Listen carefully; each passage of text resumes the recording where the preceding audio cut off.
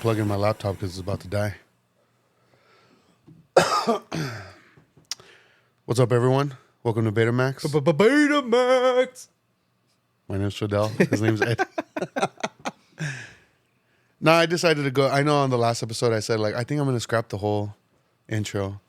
But I feel like I don't know when to get serious if you don't do that. that's true. So it's more like a cue type We're of gonna thing. be like ranting. Yeah. About dumb But shit. I do like the idea of, like, whenever we have a guest, just starting the conversation, and then I'll just do the intro later. Yeah. Because I did that for Jason's episode, and I like the way that came out. So that episode isn't out yet, but let me know what you guys think. I'm talking to you, Eddie. Oh, okay. I just finished up Brian's episode, Damn. so I got Wayne's next, and then when that one's released, Damn. it's like, yeah, I like when I'm not on it. I get to listen to it. Next one we get, we're gonna talk shit on you. All right. Did you watch, before we get into everything, did you see that Paramount announced about the Ninja Turtles? Oh yeah, I forgot again. I sent that to you. Yeah, that's how I found out about it. You sent me. How do you feel about that? I'm like, for the first time, I'm a little excited for a Ninja Turtle movie. Yeah. But I'm also like, it can easily fall into the wrong hands. Because just because it's rated R Yeah. doesn't mean it's going to be good. Yeah. But I'm also like hopeful because it's like finally, we haven't got like, I guess like an adult Ninja Turtle movie since the original. Yeah. The 1991. Yeah. And so I'm curious to see who's going to like be behind everything. And From what I read, it's the same people behind that new movie coming out, Boy Kills World. I have no idea what that is. The one with, is it Bill Skarsgård? Guy who plays Pennywise. Yeah. Yeah, like the whole premise of that movie is, I don't know exactly. I just know he doesn't talk in the movie, but it's like a very violent, like filled movie. So I don't know. We'll see. And then that kind of gives me a little hope, just because the Last Ronin comic, it is very violent. Yeah. It's extremely violent. So, I mean, I haven't read it, but I know what happens. And you don't think it's possible to make a non-rated R movie No, just because of how dark and how violent it is, you know, because especially like some of the action sequences within the panels are just pretty graphic. they show everything. Yeah. Yeah, dude. I'm like, I kind of. A part of me is like, I also don't want to see that on screen. No? Just because it's like, I grew up with the Ninja Turtles. Like, I don't want to see them get killed off. That's gonna suck. But no, but I hope it's good. I really do. I hope so too. I really wish it would have just made like a direct sequel to the first one, and like, Who knows? They could do something like that. They could be like, oh, this is like a direct sequel to those original three, you know? Yeah.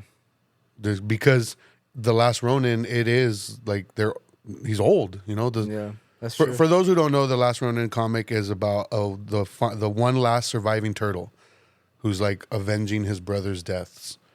And it's not revealed. I don't think it's revealed until I think the beginning of the second comic, or it might be the end of the first comic. How many is there? There's 5 issues total. And So- it's revealed in the second issue. I believe so. Or it might be at the end of the first. I don't really remember. Also, because I have the hardcover, which collects all 5 issues. So I just read through like that. Even though I did have the single issues. You don't have it no more. No, I got rid of my comic books. Oh shit. Okay. But so I am I'm hopeful for that, to see how that's gonna play out. And then there's still the news of like the video game. So we don't know when that's gonna come out and how that's gonna play out either. Yeah. I mean, they might be like smart marketing. They might release it around the same time. Just Yeah, for that hype. would be smart. Yeah. That would be smart. But But we'll see. I think I'm more curious. I don't think I'll be excited until like I know for sure. Like, Yeah. they tease something so I can kind of get an idea. And I as I was reading that article, I believe like wording is very important, because they didn't necessarily say that it's guaranteed an R rating. It said that that's what they're shooting for. Oh. So like you said, just because it's art doesn't mean it's going to be good.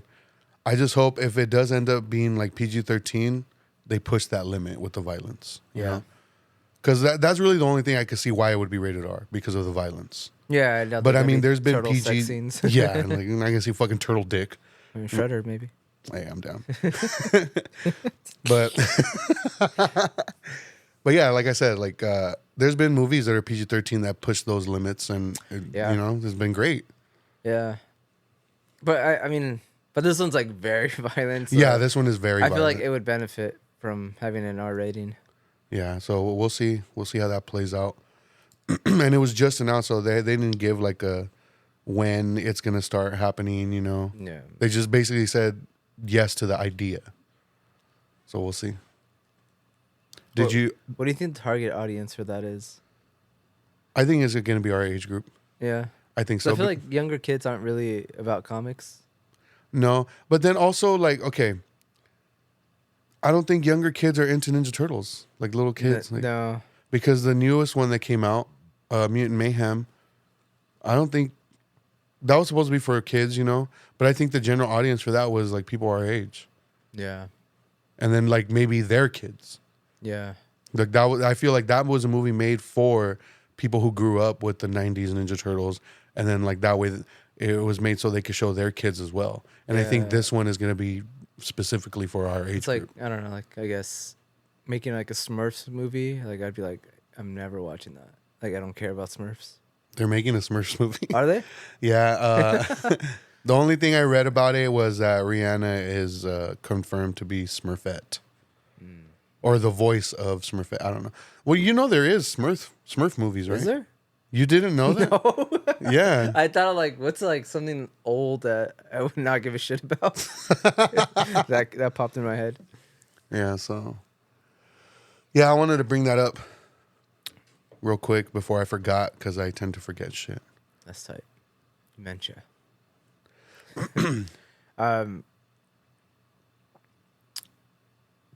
Are you looking forward to anything else coming out? So I saw a trailer for a movie starring James McAvoy Okay. called Speak No Evil. Have you heard of it? That sounds bad, but yeah, go ahead. No. No. Okay, so I watched the trailer Uh-huh. and I was like, damn, this looks fucking tight, but I feel like I've seen this before. Speak no evil. Speak No Evil. I was like, I feel like I've seen the trailer, like this movie before. Maybe like there was another trailer that was very similar. Like this feels very familiar, but it looks good. Dude, James McAvoy is fucking ripped in it. Yeah. Like he's big. Like he's so buff. Like split big or even bigger? bigger. Yeah. Bigger. It's kind of crazy. Like what the fuck? And so I watched the trailer. I was like, this looks interesting. It's a Blumhouse movie. It looks interesting. I'm like, but why does it look so familiar? And then this morning when I was like, I wanted to put something on to watch, and then I saw.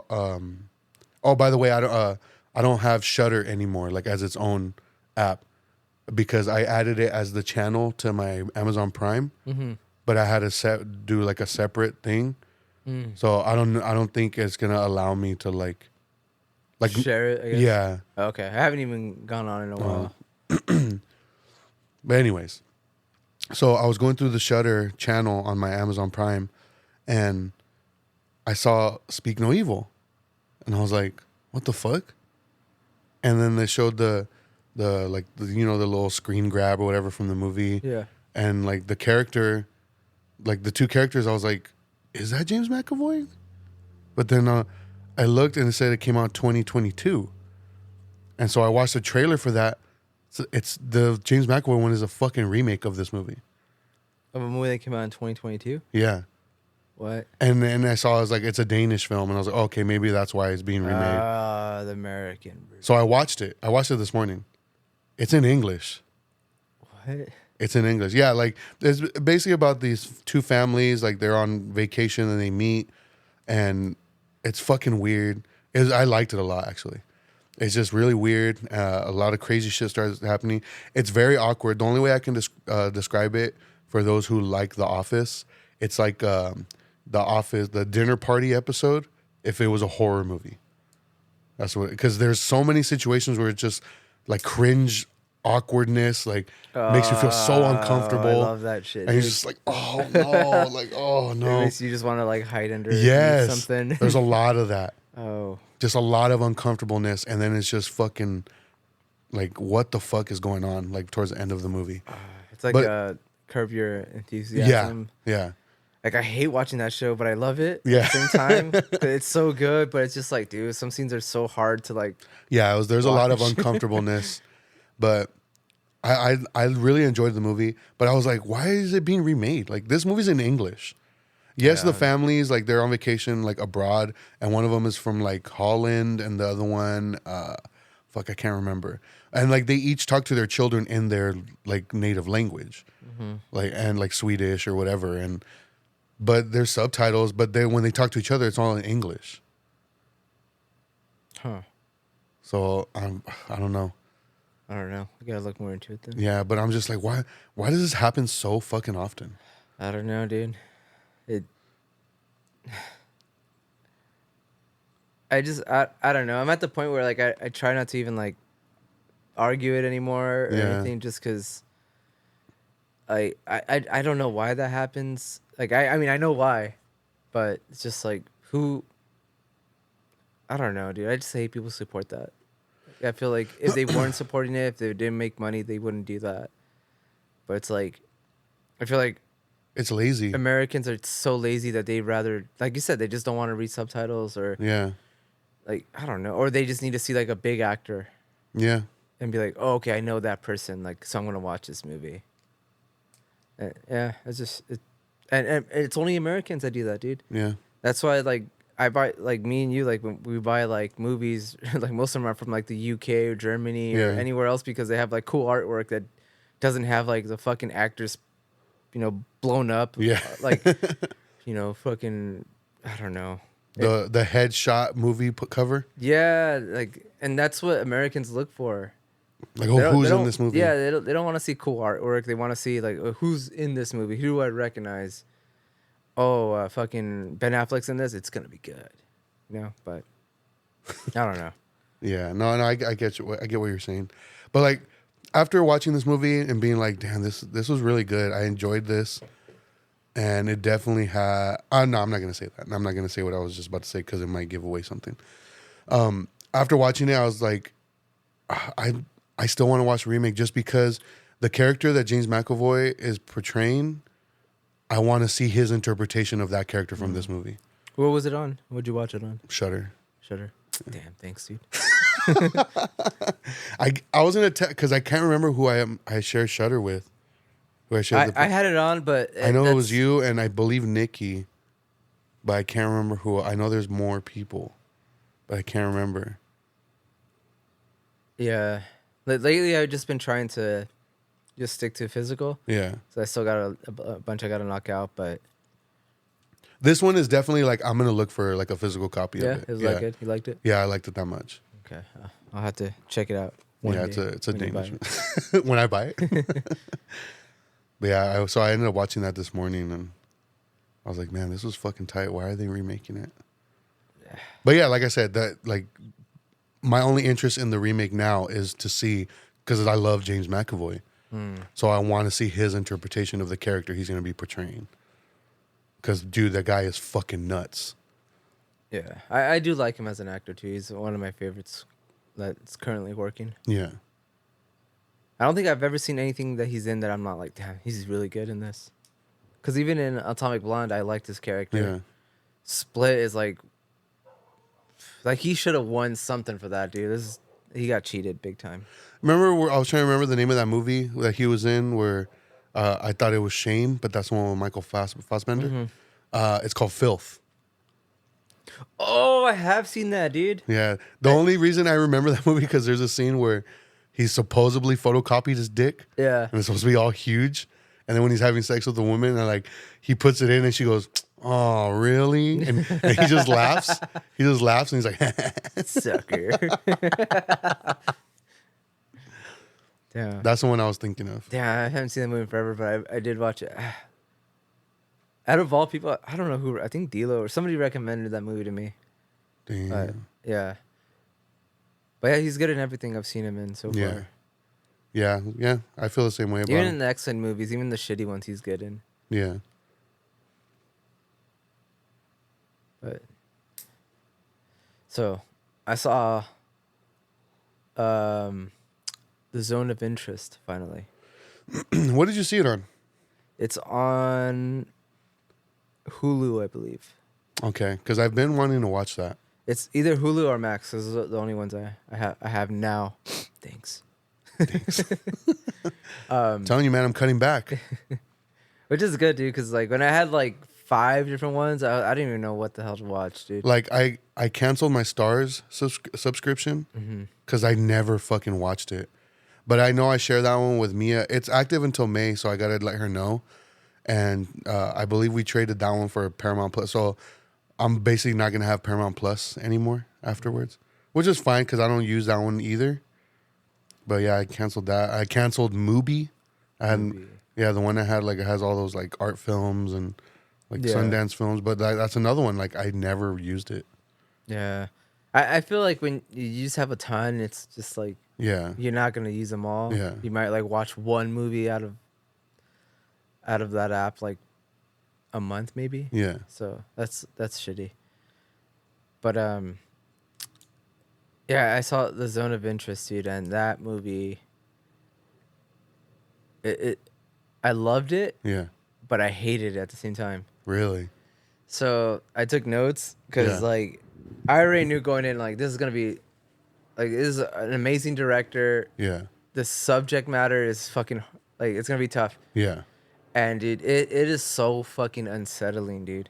And it's even like artsy in a weird way because like I think it was the beginning and the end. There's like it takes a while. Like once the movie like starts, there'll just be like a blank screen, and I think at one point it's just a bright red screen, and nothing happens, and it's just on there for a while, and then I think towards the end there's just a black screen for a while, and to me I was like, is this meant to like reflect or like what do you yeah, like why is this dragging on for so long?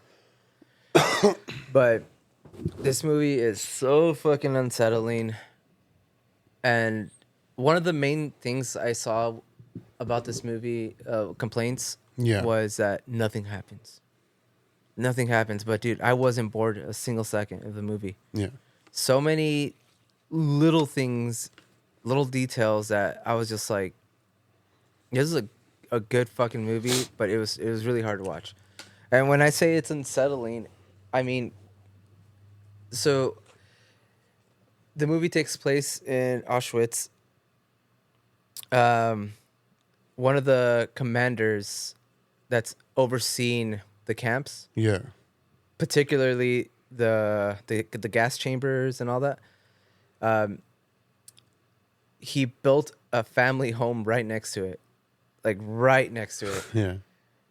Beautiful fucking home, dude. It is based on a true story, right? Based on a true, Yeah. I can't, obviously he has some German name. I can't remember the guy's name, but yeah, it's based on a true story. This guy really did that, and he was raising his family there, right next to it. So beautiful home, beautiful gardens in the house, but over the wall, separating the house from the camp, like you can see the roofs of the camps, and you could always see the fucking smoke coming from the chimneys. So there'll be like the most beautiful thing, like people having like a picnic, like in a garden, eating food, just kids playing. The most beautiful thing, but in the back you could just see the smoke. It's so fucking like, it reminded me of like what we talked about a couple episodes ago, where like I love when movies have like a beautiful song playing while something tragic is happening. Yeah, Cause it just like it just fucks with you, like it, and like it made me fucking hate these people. And the movie does a good job of not like making them, like I think what the director was trying to do is like show you that, hey, like I'm not sympathizing with them, but I'm gonna show you that, every movie that has portrayed Nazis, they've always been like almost cartoonish, yeah, like where it's just like they're like hardcore villains, and like they're just evil to the core, and which they are, but in the way this portrays them, it portrays them as like humans, like just regular humans that were in that situation that supported that cause. And there's scenes where uh the commander's just spending time with the kids, talking with them, and you get to see a lot of like that bonding, character development. And there's a scene where towards like the middle of the movie, like where they tell him like, oh, we're gonna relocate you, like someone's taking over your position, and he's like pissed about it. His wife's pissed because they don't want to move that, and she even says like, this is our home, like my kids love it here, this is where I want to raise them.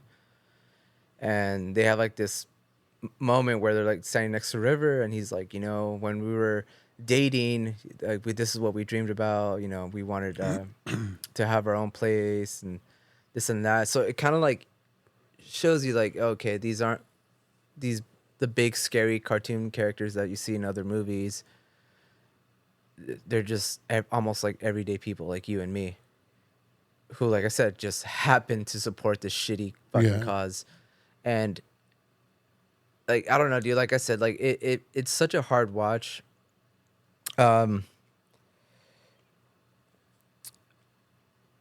There's so many like subtle details. Like I mentioned, like there'll be like people talking, something will be happening in the background. You see the gas. You'll see like bombers flying in the background, just super far away, like small little details.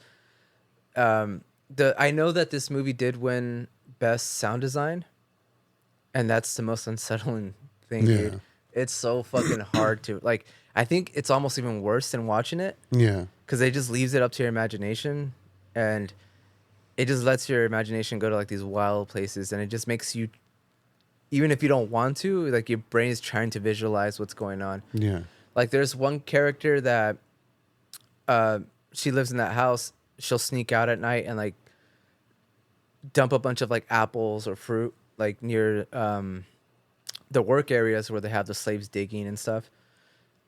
And like that's like her way of like to try to get them to eat something. Like she'll hide them like in their tools and stuff.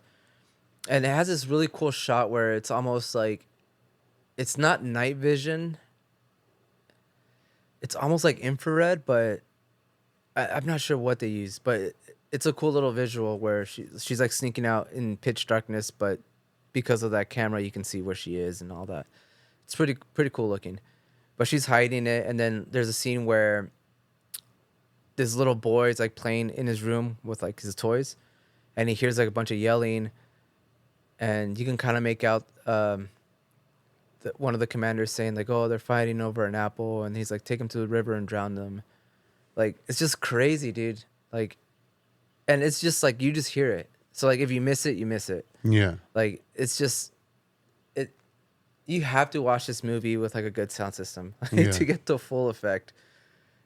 It's so unsettling. It's hard to watch. You're gonna hate this family. I hated the wife so much. She's such a piece of shit. Yeah, they have like Jewish slaves, and like they're helping out around the house. They're getting like their tea ready, their food, stuff like that, cleaning. And yeah, the wife's such a piece of shit. Like there's one scene where she tells one of the servants, like, "Oh, my husband could spread your ashes over the fields if he wanted to." Like, just trying to like get her to, I don't know. She was pissed about something else, and she was taking that on her. I don't know, man. It is a hard to watch movie. I definitely don't think I would ever watch it again. Once was plenty for me. And it wasn't like it was disturbing. It was just super unsettling, dude. Yeah. Because you hear like little gunshots like in the background. You hear like minor things like. It's hard to explain. It's just something that you have to experience, and that's the way I can describe this movie as an experience. Because one of the big things they did for it was you saw the behind the scenes, right, where they're hiding cameras in the house. Yeah. So they didn't have any real like film crews in the house. Yeah. They just hid all the cameras and told them like, this is your character, learn them, develop them, and go about your everyday, like what you think this character would be doing. Yeah. So sometimes it'd be something like I said, the kids playing with their toys, somebody putting their makeup on, brushing their hair. And I don't know, man. I hated it, like, cause like I'm saying, like they'd be having dinner with, and they just have like a plethora of food. Yeah. And in the background, you just see the gas, like the gas chambers, like the chimneys, like you hear the gunshots, you hear people yelling. And I think the ending was like a perfect ending because I could see the ending being kind of divisive, but I think it ended. It ended how it should have ended because I don't want to say what happens, but it's just a hard cut to something, like real footage of something. It's not the Holocaust. It's just something that you can see now. I'm not gonna give it away, but that hard cut from like back then to now, present time, I was like, man, this is Like a gut punch. kind of, and it just leaves you like feeling uneasy, like, What the fuck are we doing? yeah, kind of, yeah, because it's almost. I don't know what they show, but just from like the way you're talking about Yeah. it, I can kind of get an idea of what it is. Yeah, because like it's hard. It's kind of like when you talk about like serial killers and like how people paid millions to have artwork by them, and like they're just obsessed with them, and you're just like, what's wrong with you? Like, but Yeah. but it's like at the same time it's like you're just curious. Like I know, like it's just that curiosity, but it is just like, I don't know, man. You need to watch it. Yeah. I do recommend it. I think I honestly I think it's a film that should be shown in school too. Yeah. I think so. Okay.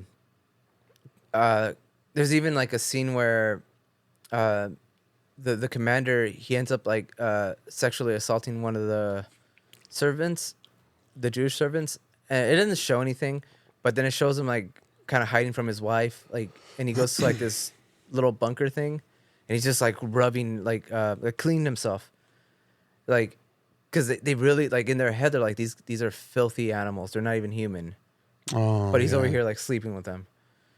And there's like another scene where he's taking his kids to the river, and they're just swimming, having fun, and out of nowhere, like, I think they ended up dumping like bones and stuff in the river, and he slowly starts like creeping up on him, and he ends up like picking up a piece of bone, and he starts freaking out. He like telling the kids to get out of the water and all that. He takes them home, and they're like scrubbing the shit out of their skin, like they have like this phobia against the Jews.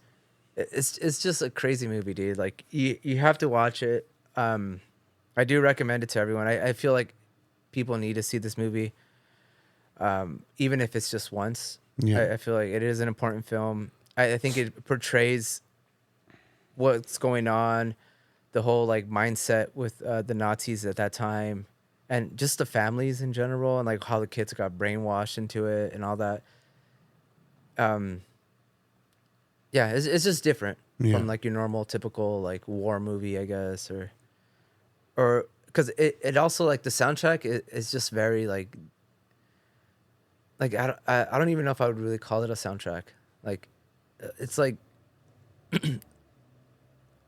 just watch it, because like most movies, like you see like the movie like the Boy in the Striped Pajamas, or even like Diary of Anne Frank. Like I feel like those are like meant to like sympathize and all that, but this one is just like, this is what it is. This is what happened. The reality of it. Yeah, and I feel like that's just a greater way of showing it, because like it really, like, it doesn't set the mood for you as far as like, I want you to look at it this way. It's like, no, this is how it is. This is what it was.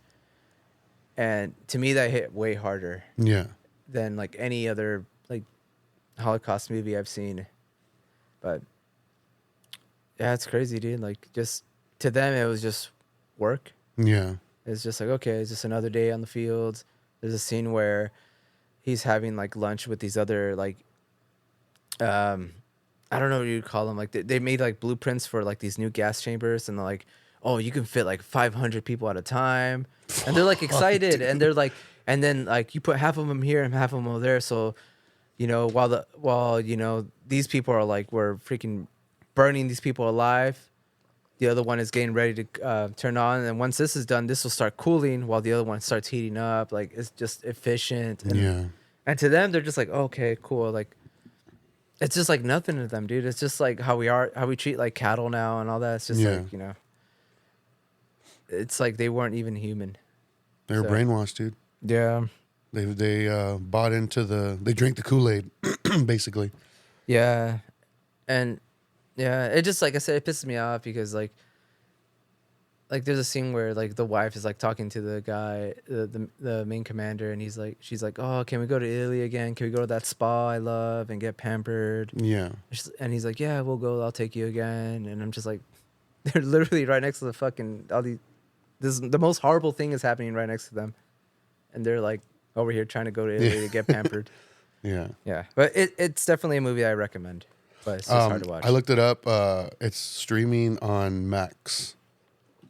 Oh, okay, that's what it was. Yeah, it was on Max.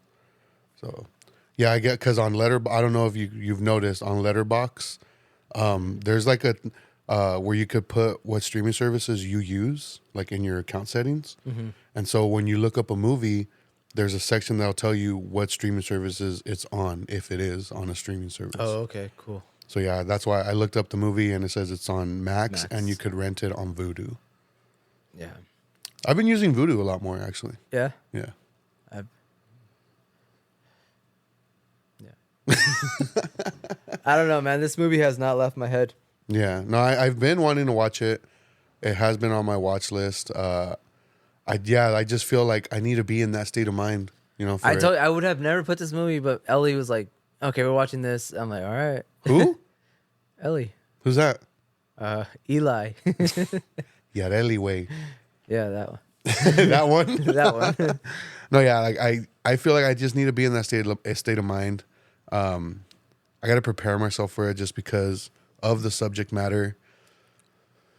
And like, just, yeah, fuck. That kind of scares me. Like how it shows that you're saying, it basically shows you like the horrors of reality, you know? Yeah. And like I said, like I'm a huge fan of like small details in movies. Yeah. And when they don't have like, where they leave it up to you, they trust you to choose like what you think is right and all that. Because like I said, they don't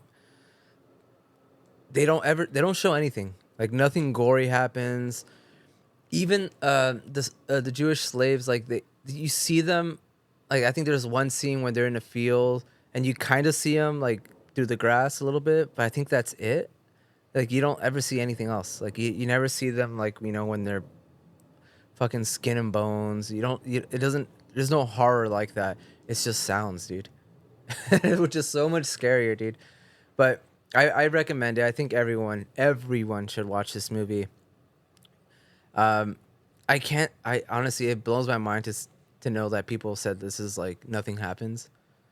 I'm just like, dude, I don't know what they expected. Yeah. They wanted to see, I guess, action in it. Probably thought like, oh, a war film is going to be like violence. And it doesn't glamorize it, dude. Yeah. Like other movies do. Like it does not glamorize that shit at all. So I don't know. I guess, no, it is a slow burn, but I wouldn't even call it that, dude, because I was hooked the whole time. Like it was super interesting. A lot of interesting choices like filming wise were made for it, because the music, if you can call it that, was interesting. The way it was shot was interesting. The little like pauses where just a blank screen, it was interesting. The way it ended was interesting. The sound design was interesting. Like everything about this movie just kept my interest. And the Zone was interesting. The Zone.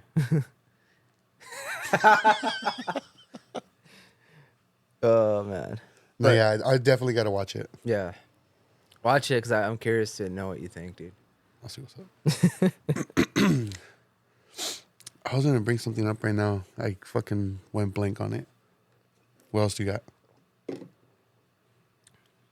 Can I go off the rails a little bit? Go off the rails a little bit. Damn. How do you feel about Tik Tok hardcore kids?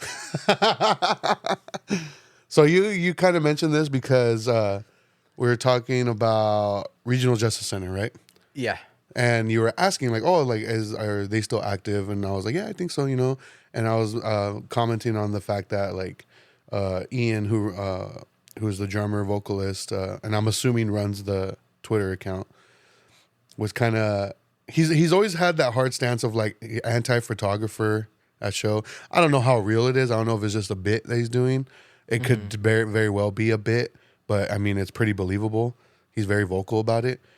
Just the abundance of photographers at these shows. I just realized as I'm talking about this is not what we're like you're referring to, but this is kind of like adjacent. Yeah. I was like, okay, yeah, it's kind of adjacent. We'll segue into it. So, so because it has to do with the same show. Yeah. It has to do with the same show. So let me finish the point on this, and then we'll get to that topic. But he's always been like had this hard sense of like the abundance of photographers, and to be completely honest, like it never really bothered me, and I never really noticed until he pointed it out. It always bothered me. Really? That's because you're also tall, dude.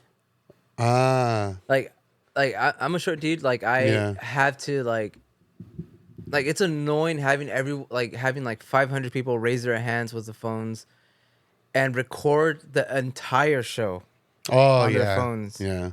And I know this is different from photography, but it kind of falls in the same thing almost. And I hate phones at shows, dude. I hate it.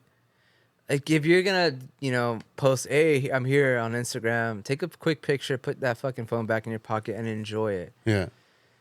Like I know people are gonna be like, yo, you paid for the show, they could do whatever they want, which is true. But it's annoying, dude. I think it's annoying, but I've always thought it was annoying. Even like way back when I was a teenager, I thought that was stupid. Like, why the fuck are you gonna be on your phone the whole time, like holding it up? Like, if you're not watching it through your phone, don't. Like, I just always, like, you're never going to go back to that. Yeah. It's going to have shit quality. The sound's going to be shitty. When the fuck are you ever going to, like, watch it in its entirety? Yeah. You're not going to sit there. It's like people that record, like, fireworks, the whole thing. It's like, when are you ever going to have that urge? Oh, man, that 2018 fireworks show was so tight, dude. It was lit. Let me go back and watch it. All 14 minutes. Like, no, you're not ever going to do that. You know what I think it is, though? Like, it's this age of, look what I'm doing. I want everybody to see what I'm doing. But I know, but, like, just take a picture, post it. Yeah, you were there. We get it. You're cool. And that's it. Leave it alone. But why record the whole show? Like, where are you going to post it? Like, I don't know. But as far as photographers go, it's crazy to see how, like, shows have developed to where they have, like, 1 million people on stage. Yeah. I remember... Specifically hardcore shows. Yeah. Specifically hardcore shows. Well, because, like, big, like, rock bands or, like, hip-hop, like, big arena shows, I get it, Mm-hmm. It's a big deal, But, like, these local shows at like small venues, like there's limited space as it is.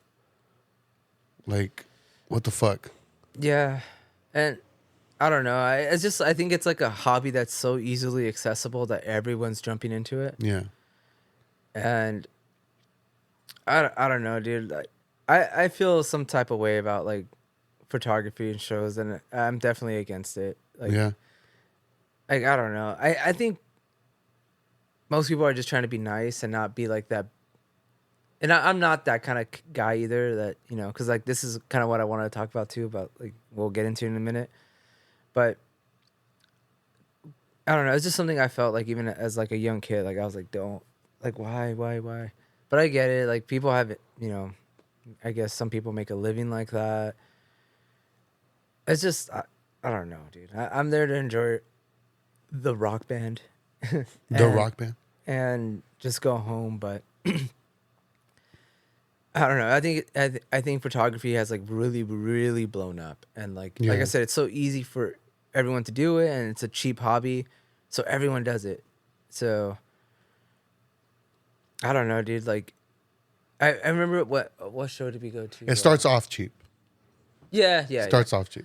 It's cheap to get into, basically. Yeah. Because it can get expensive. Yeah, and I know like most people, like even when I'm looking at the cameras, I now that I'm getting into like cameras, like mine are more like video cameras than photography. But I kind of like I see a lot of them, and they're like budget ones, I guess. But even those, like they're good for what they do. Like so, it's like That's what I mean. Like when I said like it's an easy thing to get into. Like of course, you know, if you're starting to get serious, you're gonna want to get something better. Yeah. You know, but I don't know. I've always been like annoyed by photographers. I know a lot of bands are against it too. I know a lot of bands will talk shit. And I one thing I hate, and I know a few bands have. I know there was like that screenshot that was kind of famous going around, where it's like just because you're a photographer doesn't mean we're gonna protect you or like care care if we break your equipment, that's your fault. Yeah.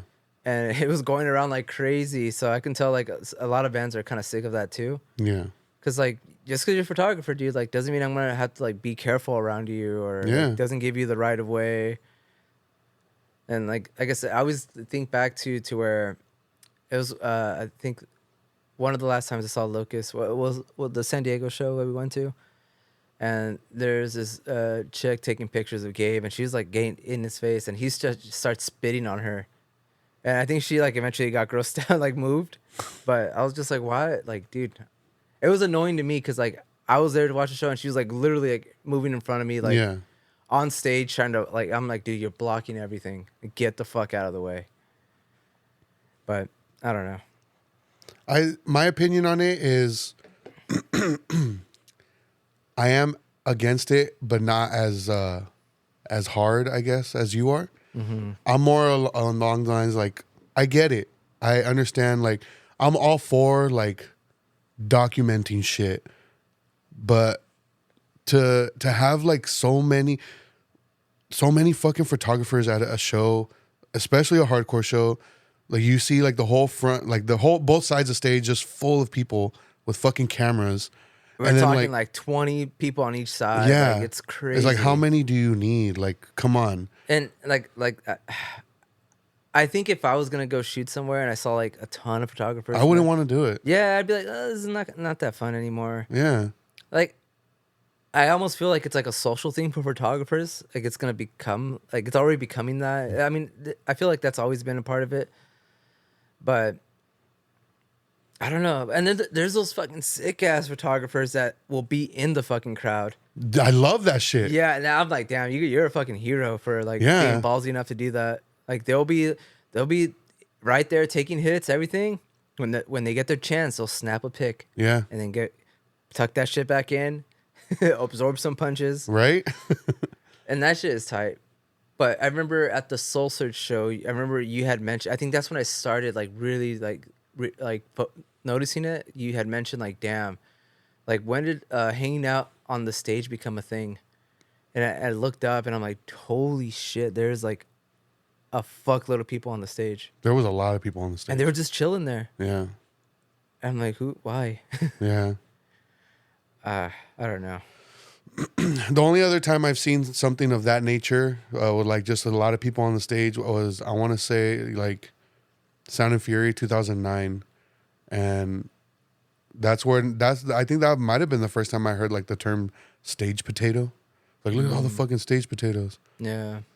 But yeah, like I said, I'm not completely against it. I'm just against the abundance of it. Just like, I feel like venues need to start implementing like photo passes. Just like, 2 photographers, that's it. Like if you didn't get one, oh well, you can't bring your camera. You know? Like, cause like I get, and the show I'm referencing is the Knock Loose, which is like a huge hardcore band now. It's insane how fucking big they are. Yeah. But they announced a surprise show at midnight hour, Sergio's record store. And which is insane because they play big venues now. Yeah. So for them to be playing a show at a venue like a record store like this, like it's fucking nuts. So obviously it's sold out in a bunch, like in like 30 minutes, I think. But yeah, there was like a shitload of photographers there, and so like and I get it. It was a big thing. So I saw like Knotfest was posting about it. They sent a representative to cover it. Fucking Revolver Magazine sent somebody to cover it. So I get it, you know? But that's why I think it'd be a good idea to implement a photo pass, because you get like just like a 1 or 2 people there that are taking pictures of the show. So that way these other things or these online sites or whatever that are covering it they won't send their own photographer. They could just reach out to that person like, hey, can we use your photo? You know what I mean? Or just have the bands be like, hey, like, you probably know a photographer you trust. Yeah. Is there anyone you want? Yeah, and I hate shitting on people's hobbies, but it just to me it's just annoying, dude. Like what I'm definitely like as gay as it sounds, like in the moment type of guy. Like, Okay. like I don't like I said, like, dude, you're never gonna look back at those things. Like I'm talking about like iPhones particularly. Like I said, like I know people are you know, this is a serious hobby for them. This is something that's fun for them, using like, you know, cameras and photography and taking pictures of vans. Like, and maybe they're trying to prove themselves and become something bigger. You know, Yeah. which is cool, but it is annoying, dude, for like the average person that's just like buys a ticket and wants to just enjoy the show. And you can say, oh, they don't bug, but yes, they do, because not only are like, I don't know, not only do they feel entitled, but the fucking flashes, dude. Yeah. That shit gets so fucking. I remember I saw Cold Cave once. Ton of photographers, dude. It was hard to like look at it just because every couple seconds, just tons of flashes, dude. It was annoying, dude. Yeah. Like, I don't know. Like it almost seemed it almost looked like they had one of those like strobe lights. Okay. So imagine staring at that for like almost an hour. No, I'm not down. Yeah, it was annoying, dude. So I don't know. Like I hate shitting on it. Like it's cool, but Chill. yeah, just I don't know, man. I just wish people would just get off the phones and just have bands decide who they want taking their pictures, I guess. But I mean, I don't know, dude. I don't care. With that being said, there are a couple photographers that I think do very good work, and like I love the shots they get at shows. So I want to say their names right now. All right. One is he goes by Punk Monk Ray on Instagram. Punk Monk? Yeah, Punk Monk Ray on Instagram and TikTok. Takes great photos. Shutter Happy Jose is another one. I've heard that name before. Yeah, he does. I actually bought a couple photos off of him. He does great work. Yeah. He's very independent. Also, he's like not really affiliated with like any company or anything. Like, so, and then another one. She's a little more popular because she does more like bigger shows too. She goes by Baby Danny on Instagram. Great photos. Yeah. So I do want to shout them out real quick. That's what I mean, dude. Like I hate shitting on people's hobbies, but like I don't know. I think for like smaller shows like that, like I don't know. Just leave your cameras and enjoy the show. Yeah. But that's just my take on it. But so to pivot, yeah. to segue to the other topic pertaining to the exact same show, a lot of people were commenting on like the post about the show and like footage about the show, talking shit, basically saying like all the TikTok kids showed up. Because like I said, Knocked Loose is a big band now. And one of the major factors in their fame, it was TikTok. Because of their song County Worms. The whole like, arr, arr, dun, dun, dun. It blew up on TikTok, that sound. And so a lot of kids, you know, that's how they discovered it. That's how they got into that band. So, of course, all the old heads, all the OG hardcore heads, like talking shit, like all the TikTok kids, like wouldn't know a real pit, like type of shit, you know? Yeah. So what do you think about that? Dude, I'm all for TikTok kids going to hardcore shows. I'm Right? 100% supportive of that. Yeah. I think that it's tight. Yeah. I think it's going to support the bands. It's going to support the venues. The show sold out. Like, Yeah. it sold out, like, because of them, basically. Yeah, I'm like, dude, if they're dedicated enough to buy a ticket that quick and like just be on it, they deserve it. Yeah. Like, I was reading the comments and there's a lot of people talking shit. Oh, all these fucking TikTok kids and this and that. And I'm like, dude, they beat you to your ticket. Like, And a lot of these, I feel like, were keyboard warriors too. Like, Oh they're yeah, just 100%. bitter old people that are just like, just something to talk shit about. yeah, Yeah. And it's like, dude, they're at the show supporting. What are you doing? Yeah, you're over here being bitter, talking shit. Yeah. Like, shut the fuck up. And I'm like, dude, I mean, they're about it. They're going to shows. Like, who cares? Like, Yeah. they got it from TikTok. Like, I hate TikTok, but I mean, there's the good shit that comes out of TikTok too. Like, you know, like if it's gonna get kids to be into this good music, why not? Yeah. You know? Like it could be.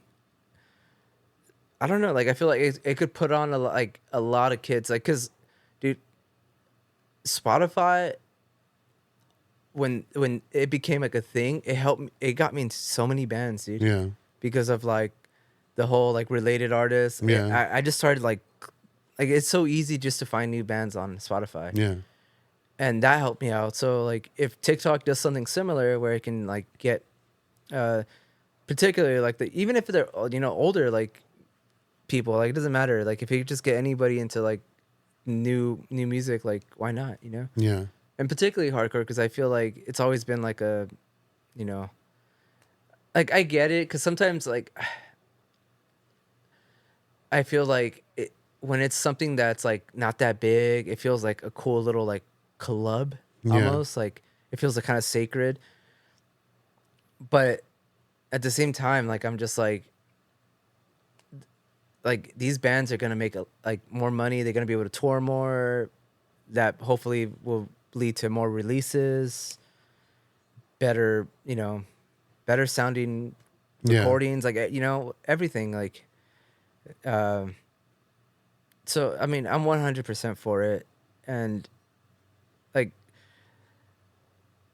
I don't know, like, I don't know what it is. Like, I've always been like, you know, be progressive with everything. Like, eventually, something's gonna always come and replace what you love. Yeah. Like, it's always gonna happen. So like, get with it. Like, what are you gonna be, just like you said, just be bitter the whole time? Yeah, and like I don't understand this whole like, who cares that they got it into it from TikTok? Like we're not everybody is like right away like, oh fuck, I love Cro-Mags, you know? Yeah. Like, Yeah. you got to start somewhere, you know? Yeah. Like a lot, like the popular thing for our generation, I believe, is like for kids that got into punk or hardcore, is either skate videos or Tony Hawk Pro Skater, the video games. Yeah. Like a lot of people, that's where they discover their music taste.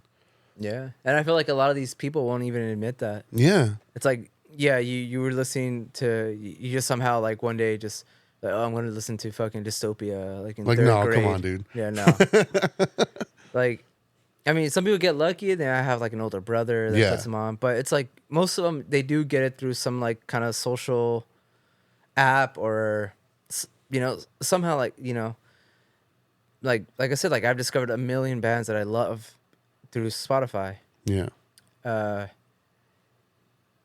And like, I don't know, dude, I don't know why people shit on like kids getting into like something they love, because I feel like, dude, if you really love and appreciate hardcore and you're about it, you want the youth to be about it. Yeah. Like, you know?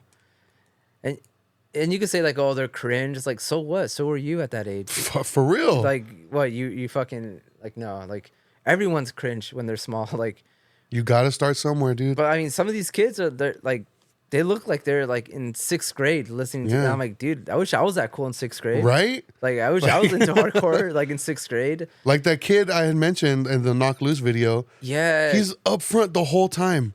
Small ass fucking kid. And he has a shirt on that says I Heart Crowd Killing. Yeah, and like people are talking shit on that shirt, and they're like, "Oh, he's wearing an I Heart Crowd Killing shirt, and he's not even like he's just standing there." And I'm like, you know where that shirt's from, though? "Isn't it a Roman Candle?" Roman Candle, yeah. Yeah, and that's the thing. Like, I thought that shirt's tight, dude. Yeah, Like, dude, it's funny. Yeah. But I'm just like, and then the comments were saying like, "You obviously weren't at the show because this kid was like holding it down in the pit the entire time. Like, this is the one.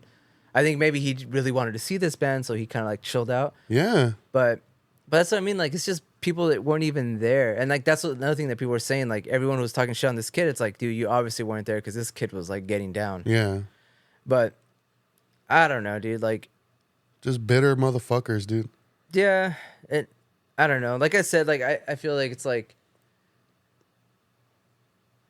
just a bunch of like old heads that like if they're talking shit like on this, they're probably not even supporting up and coming bands anyways. Oh yeah, Like 100%. it's the same type of people, so it's just I don't know. It's fucking weird, and it's like, dude, They're only gonna show up as like fucking Madball or Crown of Thorns fucking plays. yeah. And it's like I'm not a fan of Knock Loose. Like I never got into them. I don't think they're a bad band, but it just wasn't my thing. But it's like it's cool to see that it's like, dude, kids are into this type of music. That's cool. Like I had mentioned, like seeing that Tsunami patch at the like next to like Ramones and Blink-182 and like all these like big bands. Like I was like, damn, that's tight. Yeah. like why not? You know? Yeah. Like I don't know. If people want to gatekeep, which I think is stupid because that's like the worst thing you can do with like stuff that you love, I guess. And I don't know. Like to me, it's like I said, like eventually it's gonna get to the point where like new type of hardcore is gonna come out, and it might not be my thing. Like it might be like totally different sound, but like I'm all for it, dude. Yeah. Like 100% for it. Like if it's sounding the same. I'm like 95% against gatekeeping. 95. What's that 5%? I think there's I wish there was like a way to like vet people. Like, are you really about this? Well, you know what I mean? Yeah. No. Okay. So I know what you mean. Yeah. So I do think I do hate when people wear band T-shirts that they have no idea what that is. I know most people are like, who gives a fuck, dude? Like it's free like sponsoring for them, and I get that, but it's kind of annoying because like I want people to be real too. Like I don't know, dude. I do hate that. Luckily, most of the time it's just like big, like really really big bands. Yeah. Like it'll be like a Slayer T-shirt or something. But yeah, like I really do hope the kids are about it. But hey, Wayne, I don't know if you've heard the Wayne episode yet, but he said it because we kind of touch on the whole. I just finished the Brian episode, but yeah, we kind of touch on the whole like wearing the band T-shirt and you don't know the band. He mentions it because he's like, oh, like nowadays, like being a poser is cool, like that's the thing now. Mm-hmm. And that made me laugh just because, like, yeah, you know that's true. Like, yeah, you do see a lot of like people wearing T-shirts of things they're not totally familiar with, you know, just because the design looks cool and like, yeah, like you said, yeah, it's free promotion for the band, whatever. But like, I also, as much as I don't care, I'm also like, but why don't you at least try to see what it is about? Like, oh well, what I like this design. What is this? Yeah. And look into it. You know what I mean? Mm-hmm. So that's my little 2 cents on that. Yeah. Like I said, like, but I mean, I feel like that was always the case at every, like, even when I was younger. Yeah. You've had, like, people wearing shirts that they had no idea what it was. Yeah. So I don't feel like it's a new thing. I just feel like now that we have, like, everyone has phones and social media is, like, the biggest thing ever. Like, you see it more now. But I feel like it's always kind of been there. Yeah. But, no, but I can see what you mean. Because, yeah, it is, that'd be lame. Like, I don't know, like wearing something and then just not even fucking, I don't know, like knowing. Like, what is this? Yeah, like not doing research, like yeah. But I don't know. But then, I don't know, dude. They're kids. Like, if they're kids, like who cares, dude? Like, yeah, who gives a young, shit? Dude. Let them wear whatever the fuck they want. Like, I mean, I'd rather them listen to this and like whatever else is out there, you know. Yeah. So I mean, and hopefully, like you said, like that might lead to bands, like that might spark their interest to like learn how to pick up an instrument and play. And I don't know, but I'm all for it. Yeah. Yeah, but I didn't think we were gonna get this deep into that. I didn't either. Yeah. But because we do have main topic, like yeah. So let's get into that now. All right. Our movie recommendations. All right. Should I go first or you go first? Whatever you want. All right, I'll go first. All right. What did I watch? Blue Ruin. Blue Ruin, Damn, I had. Let me bring it up. Let me bring it up. Hold on. I'm so curious, dude. Yeah. Yeah. So I thought this was something else. Like for some reason, I thought it was. I thought it was gonna be some sort of like romantic drama or something. I don't know why. I don't. I think just because of the color scheme of the cover, And, yeah. it looked like something like like if I'm going based off what the cover looks like, I'm like, okay, this movie is about 'Cause it's a just- couple on vacation and like something bad happens. It's just like a silhouette, right, of a I guy in a believe car so. or something like that. Let me see. I can't remember the thumbnail. Yeah, no, it's this a guy like pointing a gun and there's a trunk open. Okay, yeah. But see, like I'm not even looking at that. Like I'm just looking at the color scheme. It's all beautiful. Yeah, like it's Sunset. like yeah, that's what I'm saying. Like, so I had went into this movie completely blind. Came out in 2013. Damn, it's that old? Mm-hmm. I had no idea it was that fucking old. 2013. Directed by Jeremy Saulner. I'm not familiar who that is. He made a Green Room also. Oh, that makes a lot of sense. Similar. It's kind of similar. Kind of similar. Yeah. Kind of similar. So he funded this movie through Kickstarter. I don't know Yeah. if you knew that. Yeah, I did. Damn, I had no idea. Crazy. That's fucking crazy. So It's super low budget, super low budget. but So this movie, I would say it's a revenge on a revenge thriller. yeah, And I loved it. yeah. I loved it. I knew thought, it, dude. I knew I it. thought it was so good. I mean, there was a couple moments where I was like, "Why are you doing that?" I mean, that's stupid. Don't do that. That's because, I think I know what moments. But I mean, overall, like I enjoyed it. Like this guy, like, and there's like no.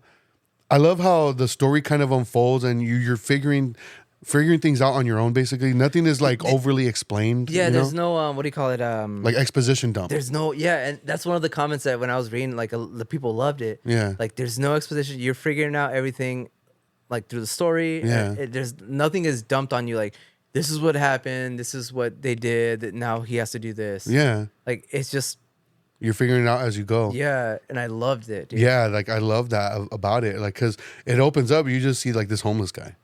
Oh no, it opens up and he's this guy taking a bath, Yeah. and then and then you hear somebody getting home, and then he kind of panics and jumps out the window, and you're just like, what the fuck? Like, what's going on? What is this? And then he just goes to the beach, right, or something.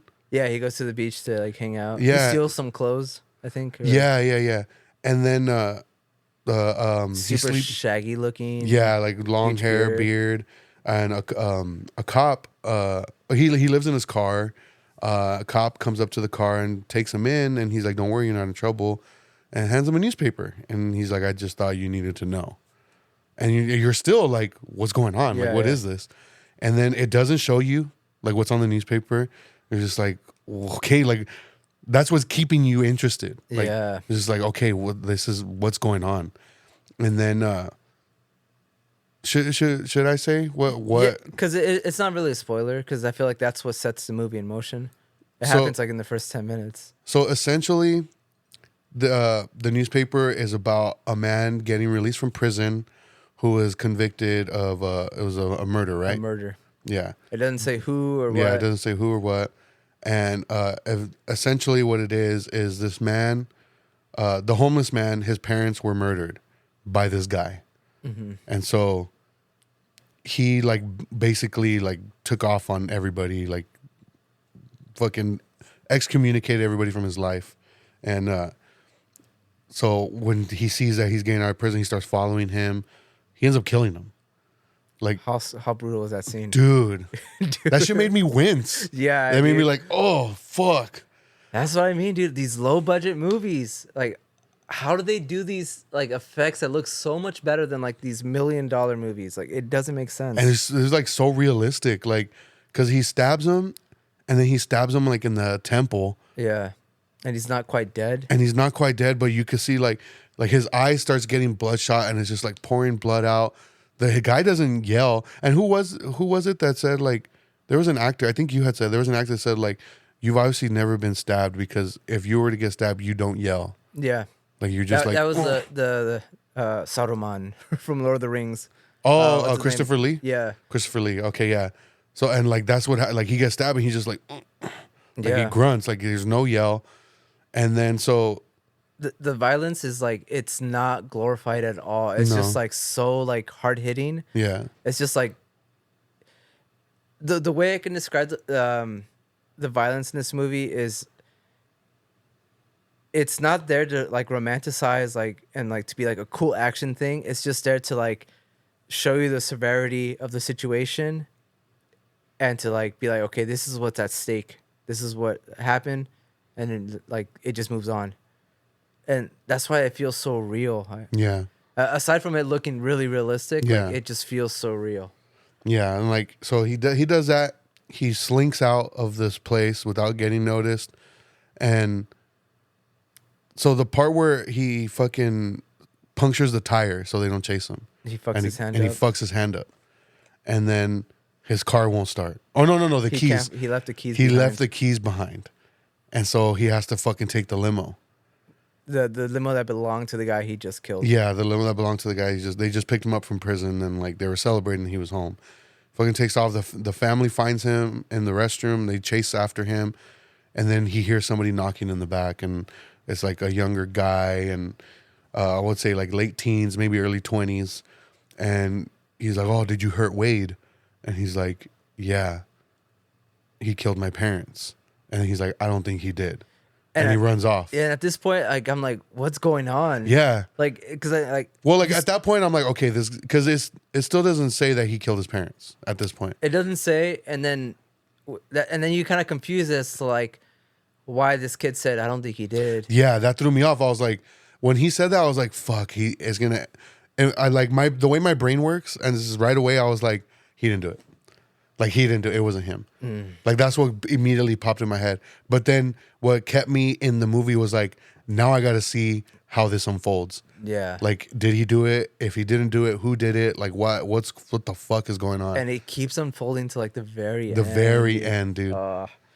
But yeah, like it just kept me so interested. I was so invested the whole time, and like I said, there was just like some character decisions that I was just like, oh, dude, that's kind of stupid, or like the whole thing with his hand getting cut, like he bandages it and that's it. Like it was a bad cut. Mm-hmm. Like he doesn't go to the hospital, it doesn't get like stitches or that shit needed stitches. He Like does, doesn't he? No, on his hand, no. He ends up going to the hospital at one point, no? With the arrow in his leg. Oh, okay, yeah. Yeah, but like the hand cut, like Maybe it just kind of gets forgotten. He has a bandage on the rest of the movie, and that's it. Like it doesn't even show him change the bandage, nothing. Like it's a nitpick. It's a nitpick. But that was one thing I was just like, oh, come on. And then what another thing was like, why the fuck are you gonna bring a crossbow to kill this guy? Like you have a family, like everybody has a fucking shotgun. This guy brings a crossbow. I don't. That one. That felt dumb to me, but that felt like, okay, we need to do something in this scene To make it interesting. to not necessarily to make it interesting, to make it so it's believable that he's able to get away. So like we can't have both of them with guns. Yeah. That's the only. And then he like kind of chases him off with the shotgun, and then runs back, and he's kind of. Have you ever picked up like dead weight, like of a person like dead, like just. This fucking heavy. Heavy as shit, dude. I mean, he does struggle, but he kind of does it with ease. So that's another thing. Like I said, nitpick. It's another thing I was just kind of like, come on. But yeah, like I feel like everybody should watch this movie. It was interesting, intriguing. Like just the storytelling was so good. Without giving it away, did you like the ending? Yes, because it made sense. It made sense, and it kind of was like, given the where the movie takes place, so you kind of understand the characters' decisions on why everything went down the way it went down initially. Yeah. You kind of understand, like, okay, yeah, like, and you also understand why he was in prison, and I don't want It's hard to not go Yeah, into it's spoilers. hard not to go into spoilers. It made sense. Everything made sense. I will say that. Yeah. I thought it was really well done. I think what sets this movie apart from like a lot of revenge movies too, and like what my favorite thing about it was that this guy obviously doesn't enjoy doing it. He didn't want to do this. Yeah. Like he's just like an average person that's just fucked up from a situation that happened to him when he was younger, and like even towards the end, like something happens where he's like, maybe I shouldn't do this, and then something else happens. He's like, fuck, I have to. Yeah. And like I just feel so fucking bad for him, dude. Yeah. Like he's not about that life. Like he doesn't want to do any of that, and he's kind of a little bitch. Yeah. But it works for that character because like it just makes you like kind of like feel like bad for him, and you're really rooting for him. Yeah. And it's just like the whole situation is messed up, and there's like victims on both sides, and it's just like it's a good movie, like it's like a good revenge movie, but like you said, it's like a revenge on a revenge movie. Yeah. With a guy who doesn't want to get revenge, but he has to. In a way. It's interesting, and like I think the whole like he had to get the fundraisings to make it. Like it was very like I don't know, like he had a story to tell, and you could tell it was like a passion project for him as well. Yeah. Yeah. Definitely. And this director, man, Jeremy, whatever his name was, he also made Green Room, which is a kind of a similar movie. But he has like, I think he's like slowly developing, like his because I think I like Blue Ruin more than Green Room. You know what? I think so too. And I love Green Room. Yeah. I really enjoy that movie, but this one just I think I liked it just a little bit more. But I think like when it comes to violence, like he does such a good job at portraying it to like not be like a crazy cool action thing. Like it's super fucked up. Like there's a scene where somebody gets shot and it's unexpected and you're like, oh my god, dude. Are you talking about the trunk? Yeah. Okay, yeah. Oh, dude, that was crazy. You know who that was, right? No, who was that? The guy that helps him out, the actor. I've seen him Oh, it was the guy from Home Alone, right? Yeah. the Buzz. Buzz, yeah, it was Buzz. Dude. Crazy, dude. I was a good homie, dude. What did he say to Kevin? I wouldn't let you sleep in my room if you were growing on my ass. Oh man. Yeah, I was like, oh shit, he's in this movie. Yeah, dude, that's a homie. That's the homie right there. You know, the main actor, he's also in Green Room. Is he? He's one of the main like skinheads. Oh fuck! I gotta rewatch Green Room. I don't remember. Yeah, but I like that actor, dude. I think he did a good job. Yeah, he did a really good job. But yeah, I love this movie. I'm like, dude, like when I watched it, I'm like, I knew you were gonna like it too. Yeah. So I was like, I gotta recommend this to you. Yeah, I ended up watching it on Freevee. Freebie? But see, that I feel like that's a testament to how much I did like it because there's ads, and I was still. What did I watch it on then? I don't know. It has to be on either Hulu, No, Max, Nope. or Amazon. Amazon Freevee. Okay, so that's what I watched it then. It has ads, so. Did I watch it with ads? That's Maybe what I watched. I did then. Yeah, I mean, I had to. I had to. If that's how you watched it, then yeah, me let too. me see. Let me double check. Make sure. But- Maybe I could have watched it on something else. But I know that some Amazon films they have like a 4-minute fucking ad in the beginning. Oh, okay. And they don't have Maybe. it for the rest of the movie. I think that's what happened to me. Maybe. So I don't know. No, it's on Freevee. So. Okay. So yeah, that's what I watched it on too then. But yeah, I feel like that's a testament to how much I enjoyed it, just because like the ads didn't you're bother willing me. to put up with it. Yeah, it's definitely a movie that I recommend. I would recommend this to anyone. I think it's a good movie. Oh yeah, dude. Anybody. So let's go into the one I recommended to you. I pulled it up right here because the original title for this movie that I recommended you is Mil Gritos Tiene la Noche, Okay. Mil gritos tiene la noche, which is the literal translation, the night has 1,000 screams. But the American release of it is Pieces, which is a 1982 Spanish-American slasher film. And So it was shot in Real Madrid. Real Madrid? Mm-hmm. So I haven't seen this movie. No. But I wanted you to see it before I saw it. I've owned it for a while, and like I've mentioned how I got it, like Video Shock Rock. On What caught your eye about it? the artwork. Yeah. The artwork. All right. Before I even get into the movie, dude, this copy is fucking tight. Really? Not only is the cover cool, but the inside it comes with like a puzzle. Really? Of a naked girl. You haven't looked at the inside? No. It has in the beginning of the movie. There's a puzzle. Some kid's doing a puzzle, like little kid, and it's just a naked chick. Yeah. So it includes the puzzle in it. It's really cool. Oh shit! I had no idea. It includes the soundtrack. It has two discs in it. One's like the main movie, and then one's like the bonus features. I didn't get to watch like any of the bonus stuff, but it's a fucking dope release, dude. Yeah, like I said, the artwork is what caught my eye. Like I was going on this like binge of whenever Video Shock Rock would post like his Sunday claim sale, and I saw some like weird movie that he had for sale. I was like, oh, I'm gonna fucking buy that, because he always had them for pretty cheap. So, oh damn, my fucking allergies are starting to act up.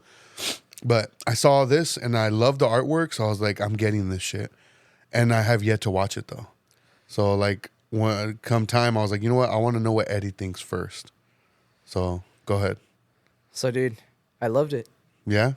Because you had mentioned that it's been on your watch list for a while. Yeah, because I would see this cover everywhere, and it's like it has my favorite things, dude. Like, okay, so when I was watching it, I was like, man, this is so tight. Super cheesy, dude. Hell yeah. Super cheesy, super sleazy. Like, I was thinking about, okay, you know how you and Juliana love like the 90s cliches, Yeah. like Over the top stuff. action shit. Yeah, like that's how I am with like 80s. Like if anybody else watched this, like I feel like they'd be like, "Damn, this is fucking dumb." But dude, I loved it. Like all the hits were there for me. Fucking, it's super gory, over the top gory, like ton of blood, a lot of things that just don't even make sense, like where it's like the killer is like right behind someone, or you know, and like how the fuck do you not notice, or like how did they escape? But it's such a, like an 80s like slasher. Yeah.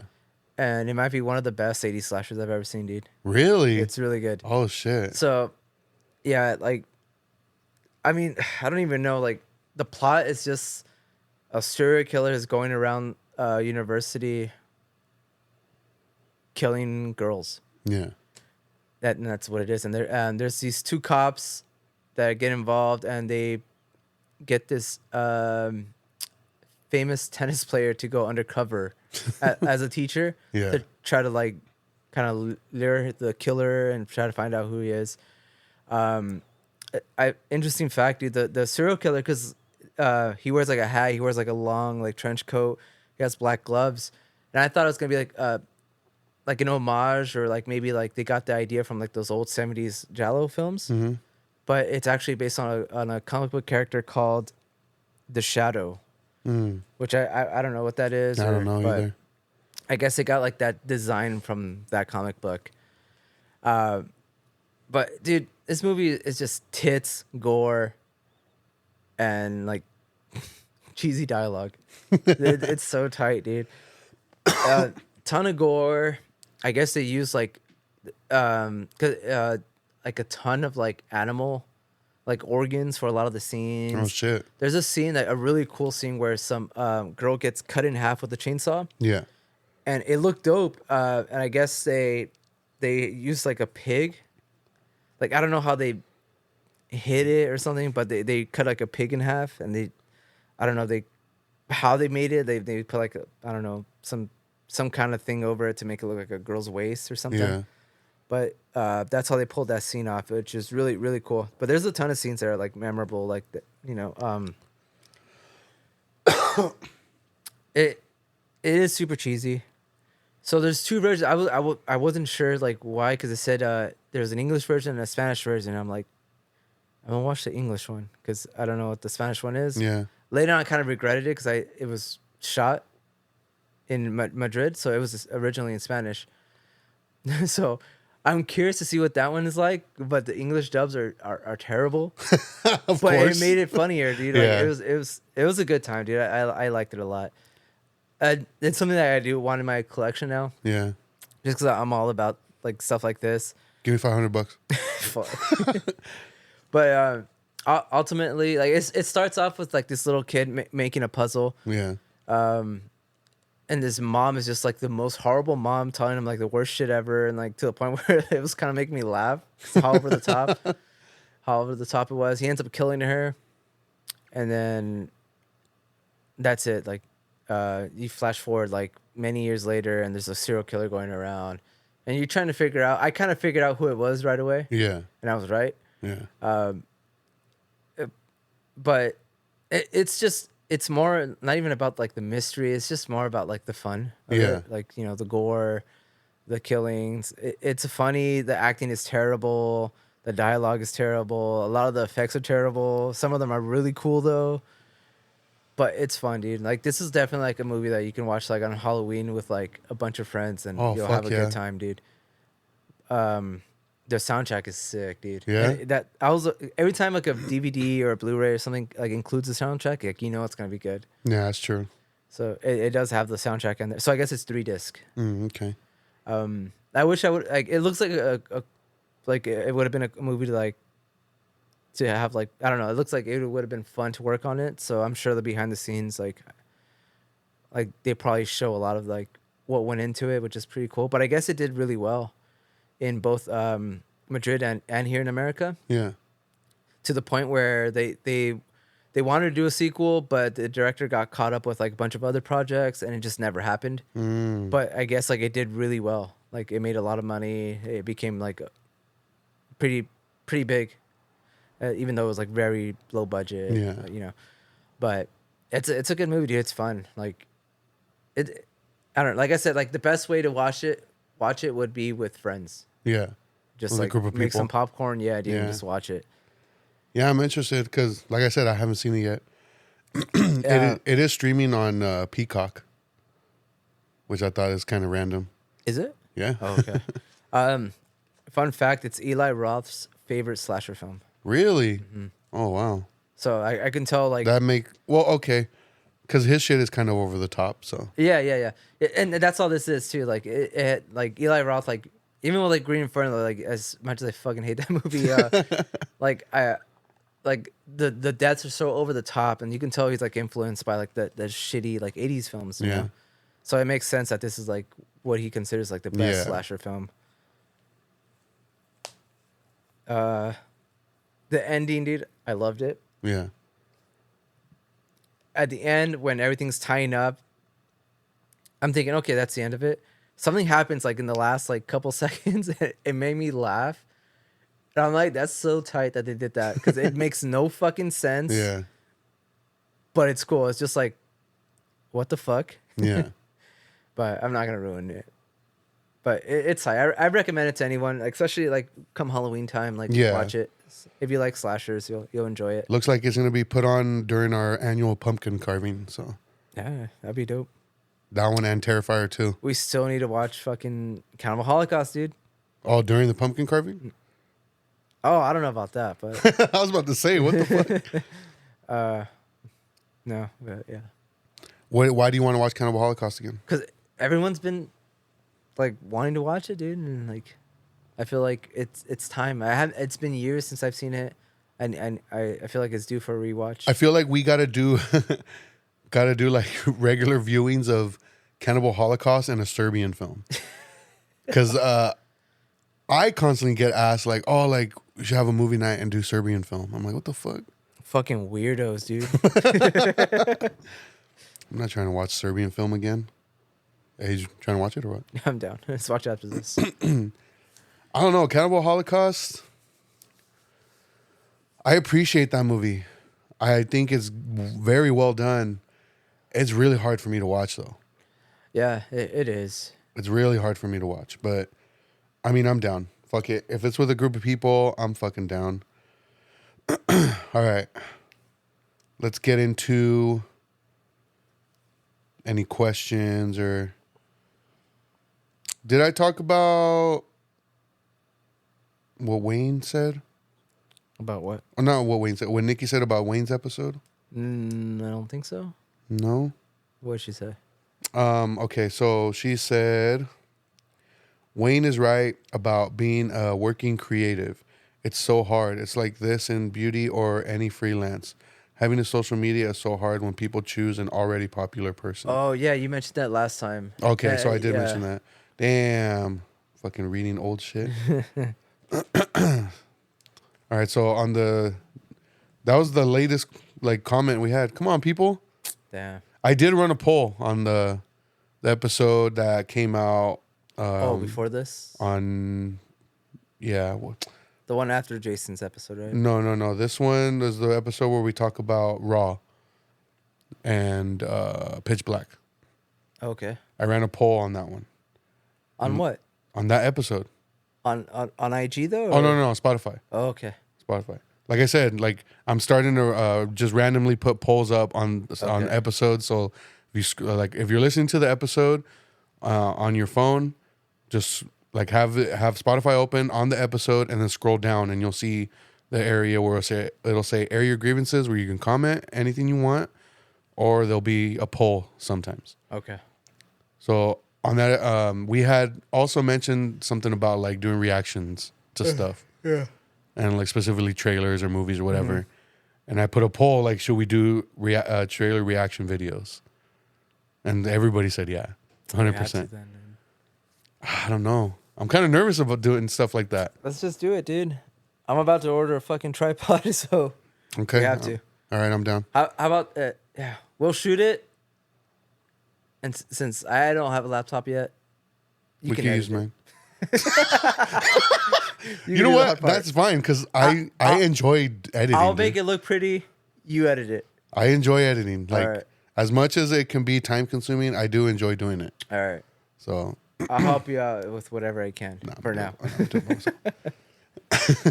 No, I enjoy doing that stuff. So, and then before I end things, tonight we're watching Godzilla. Shin Godzilla. Jeff and Jose are coming over, and Jose texts me while we're recording, and I'm gonna read it right now because it's typical Jose type of text. No, it's not canceling nothing like that. It's just because Jose is very into, which I am too, detail oriented. Like likes to know specifics. Okay. So before I respond to this text, I'm gonna read it. It says, "Yo. So are we watching the movie at 6:30 or are we meeting up to eat at 6:30 and then watch the movie afterwards?" Just reply yes, dude. I mean, I understand why he even puts asking because family logistics. I get it. Yeah. It's just funny because like it is a question he would ask either way. Yeah. I'm just gonna reply right now. Yes. Sorry, Jose. Had to do that to you. But yeah, like I said, keep an eye on the episodes. Comment on them. Look for polls I'm going to be putting up. I guess we're doing trailer reaction videos. We have to. You got to start using your camera. I will prove it to you, dude. You've been doing it? Yeah, I've been messing with it. Wait, am I allowed to watch the videos that you're doing? Yeah. This is me jacking off. Oh, okay. Let me see. No, dude, like I'm gonna invest like in a good quality tripod because of all the shit I have on it. The crappy like $80 tripod I have, like it's gonna fall. Yeah. So I need to get something good. Just get Gorilla Tape. I'm just waiting for my tax refund, dude. That's what's up. You haven't done your taxes yet? I did them like a week ago. Damn, I did do them early then. Yeah. Did you get a good amount back? I got like $40. Really? You're lying. No. $40, dude. I got penalized. Oh, you ended up owing or no? No, I got penalized because of insurance. I didn't have health insurance, and I made like a little too much to qualify for the exempt. So I got penalized. It was like $90 a month. I didn't have insurance. So it basically took my whole refund. Damn, that sucks, dude. whatever. At least you didn't know. Yeah, that's the main goal for That's me. the way Like I as see long it. as I don't owe, then I'm You're good. That's Hey, some $40, you know what I'm saying? gas money right there. Shit, barely. We'll see everybody next time.